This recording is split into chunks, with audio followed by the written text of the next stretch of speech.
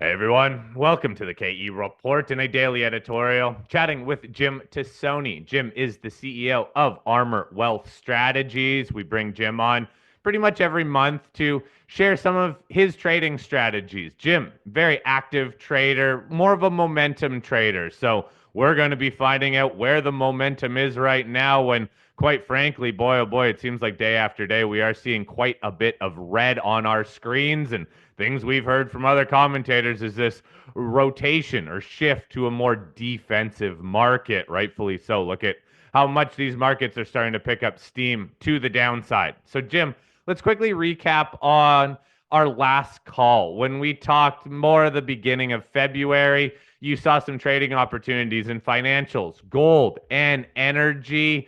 If we go through these one by one, let's start with gold. Look, gold continues to do pretty well. It recently was at all-time highs, went through a bit of a pullback, and now is right back to that about 2,900 level. So again, it's been volatile, but it's at least in, I guess we could say, moving sideways for the last about half month here. The gold stocks, they're unfortunately kind of reminding us that they can be treated a lot like stocks when stocks are getting sold off. So those just haven't been performing as well. So, Jim, what's your outlook? Gold and gold stocks, please.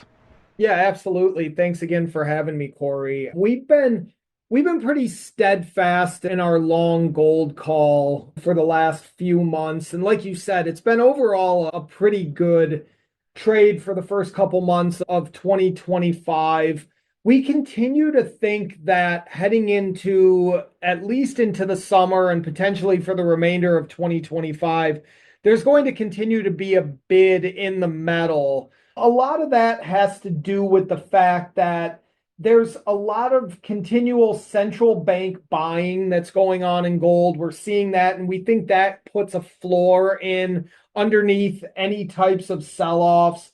We think that you see the price reflecting some concerns in the overall US fiscal situation. And so for us, more so the metal than the stocks, we continue to be bullish. As far as the stocks go, and we sort of talked about this and alluded to it the last time we spoke, and you hit on it perfectly.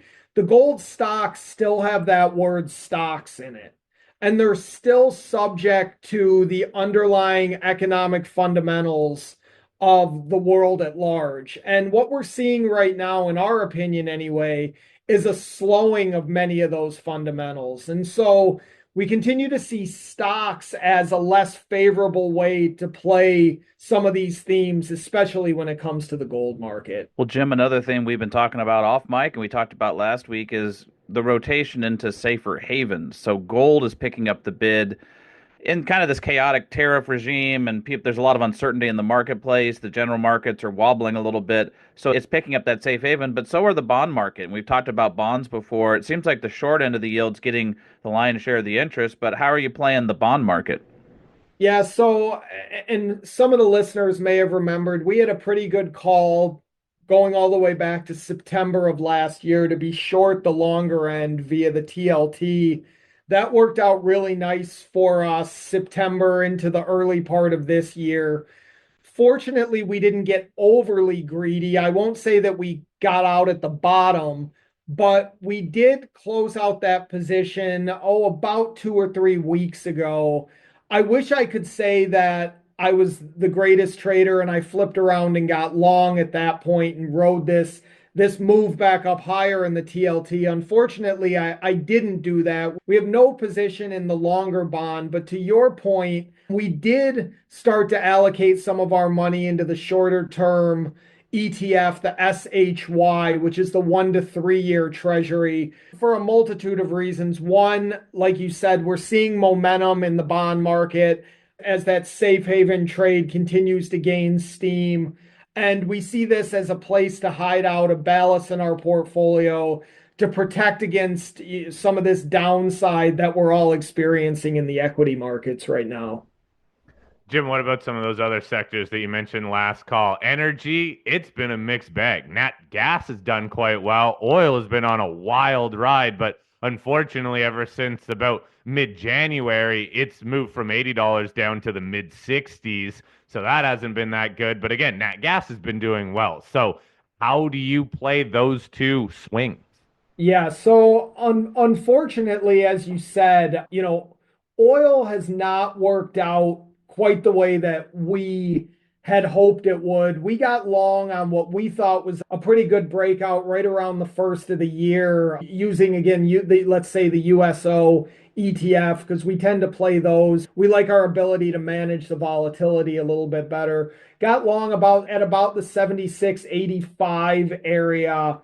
Recently exited just a couple weeks ago on February 24th at about 75.70. So we took a small loss in that position, but we're out now. We've missed these last couple bucks to the downside, which is good. We didn't turn around and initiate a short. Maybe we should have, but that's an area we're also out of our XLE position now. Actually, just as of yesterday, we're seeing breakdown in both the energy equities and the commodities. So we want to avoid that right now. If you want to be more aggressive, you could potentially press a short here, but it's not a position that we're in currently. Now, as far as nat gas goes, and I think I'll give you some credit here, Corey.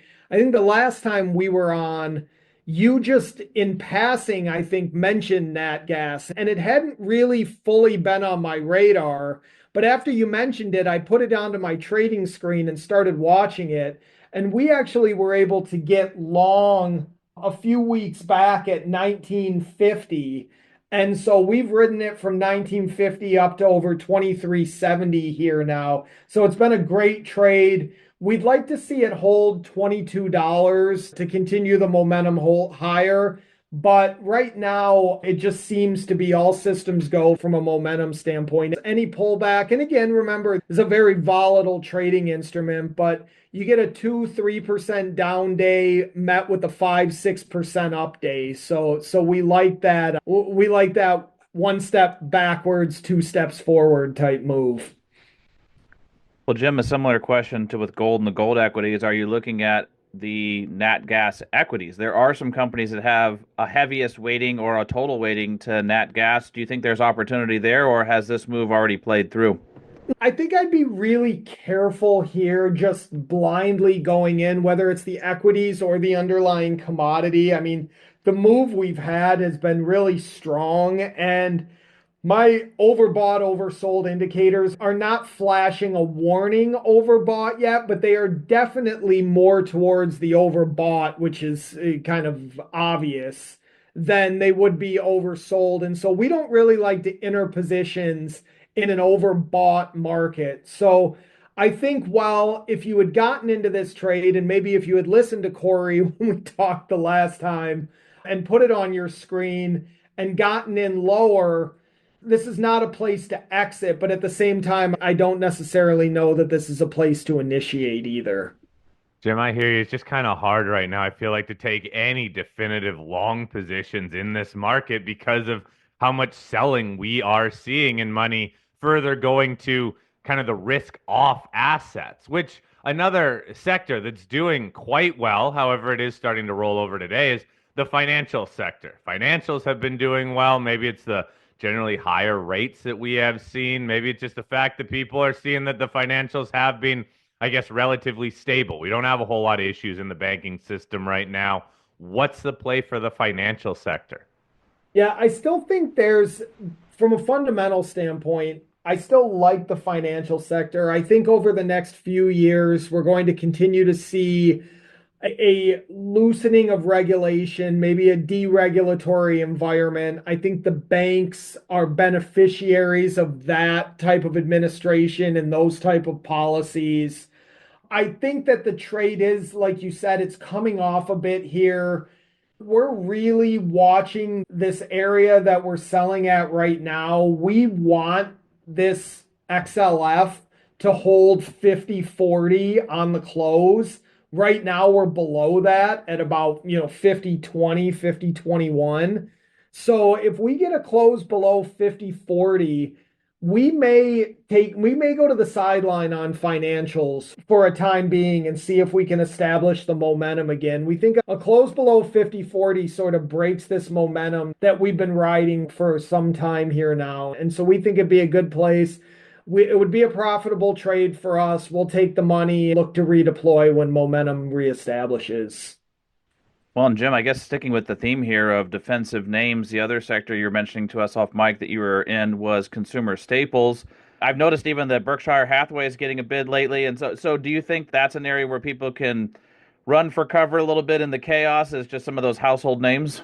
I do. I think again, you got long term, you're probably not going to outperform being in a lot of these names over a 10, 15, 20-year period. But when the market gets extremely volatile, when it gets uncertain like it is currently, these are the areas that see capital inflows. And so these are the places that you can be in, potentially make money, or at the very least, hide out and protect your capital until the market improves a bit and some of the momentum in the more high flying names gets reestablished. So we still like consumer staples here via the XLP. I will say that it's had a heck of a run here over the last, if I look at my charts, over the last month or so, it's been a high flyer, flashing a little bit of an overbought position here. So, I don't know that I would push all my chips to the middle of the table on this right now, but I think it's definitely a place if you have some of the concerns that we do about growth heading into the summer and the back half of the year and in the US economy. I think this is a safe place to hide out. All right, Jim, let's step away from the US, though, also because the US dollar has been going down. And quite frankly, I can't tell you the number of times over the last probably 6 months that I've heard of just how much money was concentrated in US markets and why maybe we should be looking to other markets out there, a wide range of other markets, simply for a potential rotation trade or just a revaluation trade in other areas, international markets. What are you seeing international markets? Do you think there are opportunities simply outside of the US? Yeah, actually, I really do. And at the beginning of this year, we started to make that shift and we started to move some of our capital. And we had been very heavily US invested and very minimally invested overseas. And we started to redeploy some of that capital as we started to see some momentum picking up in some of these international markets. Specifically, we started to see Europe picking up, the EWU, the EZU, the EWU being the United Kingdom ETF, EZU being the Euro area ETF. Both of these ETFs started to show us momentum and breakouts to the upside. And so we got long both of those, and those have been nice trades for us so far this year. Also, in a contrarian play, especially when you look at the performance over the last 3 to 5 years, we got long China via the FXI, and that's been a phenomenal trade for us. We talked a little bit offline beyond just the technical setup and the momentum breakout.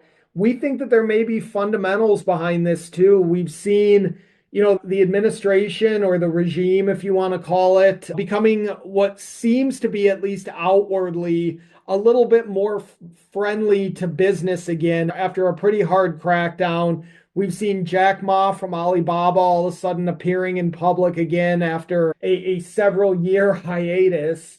And we think, with the US imposing these tariffs and some of the rhetoric out of the Trump administration with regards to their trading partners, we think that it could be China that steps in and benefits as the world's trading partner alternative if the US steps away from that post. Yeah, it's a great point, Jim. I think that China is going to be picking up some of those trade deals with people that are maybe a little disenfranchised or just concerned about the tariffs. Does that mean that there's also potentially an opportunity in emerging market funds that are heavily weighted towards Asia? Yeah, I think you can play it that way too. I mean, the EEM has been another pretty decent trade so far this year. We have not been long that market, but I think that's another way if you want maybe a little bit more of a broad exposure. We know there's still a heavy China weight in that EEM ETF, but that's something to keep an eye on. Like I said, we're not seeing the momentum in that name like we are in the FXI. So for us, if we're going to play that theme, that Asian theme, that Chinese theme, we prefer to go the route of the FXI versus the EEM. But we definitely have that emerging market ETF on our radar. There anything internationally long term that you see as being safe? Is it simply that Asia or China play or anything else that not necessarily short term investors you think have a decent opportunity at generally lower prices right now?